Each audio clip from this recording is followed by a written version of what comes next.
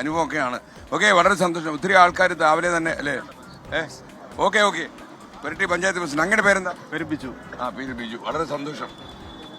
ഞാൻ സാധാരണ ഇത്രയും രാവിലേക്ക് ഇറങ്ങാറുണ്ടോ? 4 മണിക്ക് അല്ലെ, ഞാൻ ഇങ്ങനെ ചോദിച്ചു. നമ്മുടെ ഹലോ, വിദ്യാഭ്യാസ പേര് നൈനൂറിച്ചു. Okay, thank you. അപ്പൊ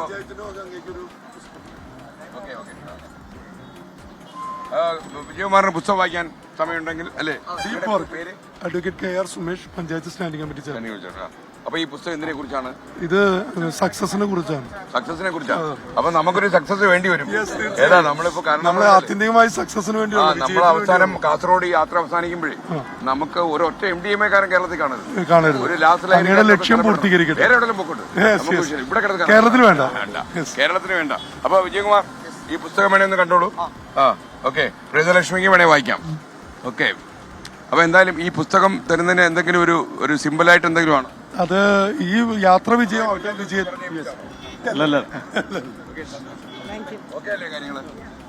നമസ്കാരം. ജില്ലാ പഞ്ചായത്ത് മെമ്പറാണ് ലീലാ സുബ്രഹ്മണ്യൻ. നമ്മുടെ പഞ്ചായത്തുകളുടെ യാത്ര ചെയ്തപ്പോഴും നഗരത്തിലൊക്കെ ഇറങ്ങിയപ്പോഴും ഈ രാസലഹരി വലിയ ഇഷ്യൂ ഉണ്ട്. അമ്മമാർക്കൊക്കെ ഭയങ്കര ഭീതിയായിരുന്നു. അപ്പൊ അതുകൊണ്ട് ഇതിനകത്ത് നമുക്ക് വേറെ കോംപ്രമൈസ് ഒന്നുമില്ല, പൂർണ്ണമായിട്ട് അവസാനിപ്പിക്കാം. തീർച്ചയായിട്ടും കേരളം എങ്ങോട്ട് എന്നുള്ളതാണ് ഇപ്പൊ ചോദ്യചിഹ്നമായിട്ട് നിൽക്കുന്നത്. അതെ അതെ. മാത്രമല്ല ഇപ്പൊ ആൾക്കാർക്ക് ഒരു അവയർനെസ് ഒക്കെ വന്നിട്ടുണ്ട്. ഇത് നമ്മുടെ എയർ ടൈമിന്റെ 30% ഇപ്പം ഇതിനായിട്ട് നമ്മൾ മാറ്റി വെച്ചിരിക്കുക. അപ്പം അല്ലെങ്കിൽ കമ്പനി നടത്തിയിട്ട് കാര്യമില്ലല്ലോ. നാളെ ആൾക്കാർ കത്തിയും കൊണ്ട് റോഡിൽ ഇറങ്ങുന്ന അവസ്ഥ വന്നാലേ. അപ്പൊ എന്താ അതിനെ കുറിച്ച് നിങ്ങൾക്ക് പറയാനുള്ളത്? നമ്മളിപ്പോ വെഞ്ഞാറമൂടൊക്കെ കണ്ടതാണല്ലോ. വെഞ്ഞാറമൂടൊക്കെ ഗുരുതരമാണ്. നിങ്ങളുടെ പേര്? ജോസ്. താങ്കളുടെ പേര് ചോദിച്ചില്ലായിരുന്നു? ഫിൻസോ തങ്കച്ചൻ. ഓക്കെ, ബ്ലോക്ക് അല്ലേ? Okay okay okay. എന്തൊക്കെയാ വിശേഷങ്ങള്? കൊരട്ടിയിലൊക്കെ പൊതുവെ എങ്ങനെയാ? ഒരു സഹോദരി കണ്ടല്ലോ കൊരട്ടിയില്. എന്താ ചെയ്യുന്നത് കൊരട്ടിയില്? ഞാൻ വിക്ടറിയില് വർക്ക് ചെയ്യാണ്. ആണോ?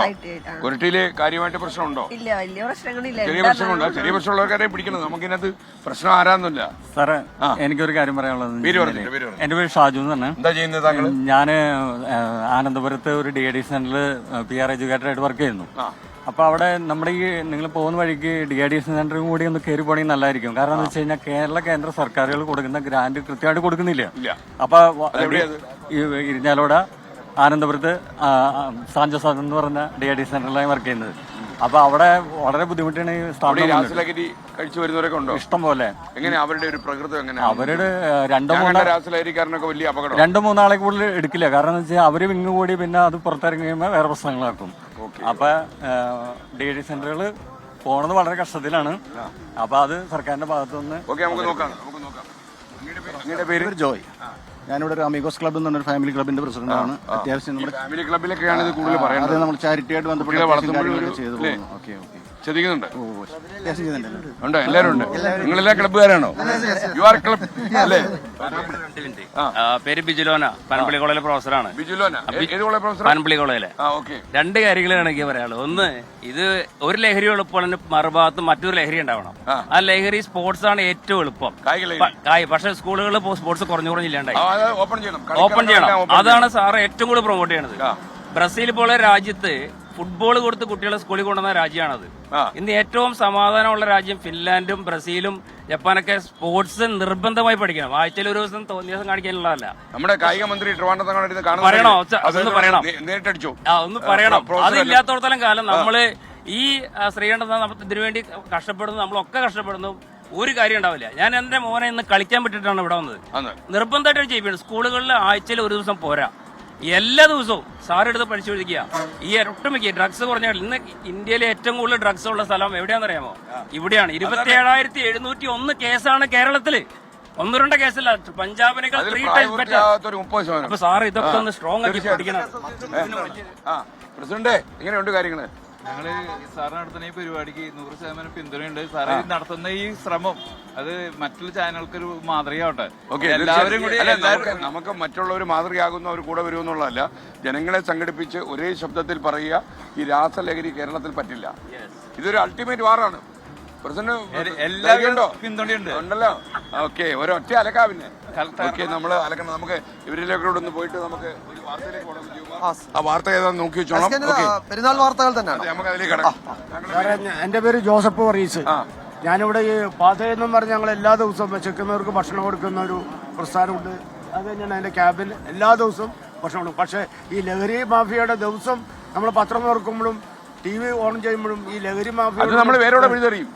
അത് യാത്ര അത് ഈ നാട്ടിൽ അതാണ് സാറ് ഇതിനു വേണ്ടി വന്നപ്പോൾ ഞങ്ങൾക്ക് ആഗ്രഹം. Good morning. ഞാൻ ബഹ്റിലാണ് വർക്ക് ചെയ്യുന്നത്. ഇപ്പൊ ലീവിന് വന്നതാണ്. സോ ഇതില് പാർട്ടിസിപ്പേറ്റ് ചെയ്യാൻ കഴിഞ്ഞത് എന്റെ ഒരു ഭാഗ്യമായിട്ട് കരുതുന്നു. എന്റെ ഒരു ബെന്നി യൂക്കൻ. ഞാനൊരു കാര്യം ഞാൻ SKന്റെ ഒരു ശ്രദ്ധയിൽ ഒരു പ്രത്യേക കാര്യം ഉൾപ്പെടുത്താൻ ആഗ്രഹിക്കുകയാണ്. അതായത് നമ്മൾ ലഹരി വിരുദ്ധ കാര്യങ്ങൾ ചെയ്യുമ്പോൾ എപ്പോഴും ഒരു ഷോ ആയിട്ട് മാറി അത് അവസാനിക്കുകയാണ് പതിവ്. പക്ഷേ താങ്കളിൽ നിന്ന് ഒരിക്കലും അത് ഞാൻ പ്രതീക്ഷിക്കുന്നില്ല, അതുണ്ടാവില്ല.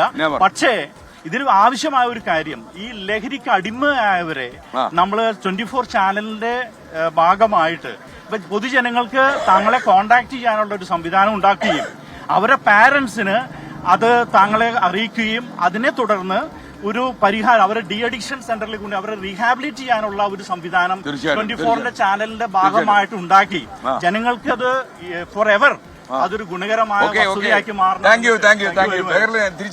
ഞാൻ ഈസ്റ്റർ കഴിഞ്ഞിട്ട്. Thank you very much. ഒരു വാർത്തയിലേക്ക് പോകണം. സാറിന് എല്ലാവിധ അഭിനന്ദനങ്ങളും. ഓ താങ്ക് യു. അങ്ങയുടെ പേരെന്താ? എന്റെ പേര് സുരേഷ്. നിങ്ങളുടെ അഭിനന്ദനത്തിന് ശക്തി. Thank you. ഞാൻ മനോജ് നാൽപ്പാട്ട്, ഇവിടുത്തെ സ്കൂളിലെ PTA പ്രസിഡന്റാണ്. അപ്പൊ നമ്മുടെ വിദ്യാർത്ഥികളെ ഇതിൽ നിന്ന് രക്ഷിക്കുക എന്നുള്ള ഒരു വലിയ ദൗത്യമായിട്ട് ഇറങ്ങിയ അങ്ങേക്ക് വലിയ ആശംസകൾ. അങ്ങയുടെ പേര്? മനോജ് നാൽപ്പാട്ട്. Thank you. സന്തോഷം.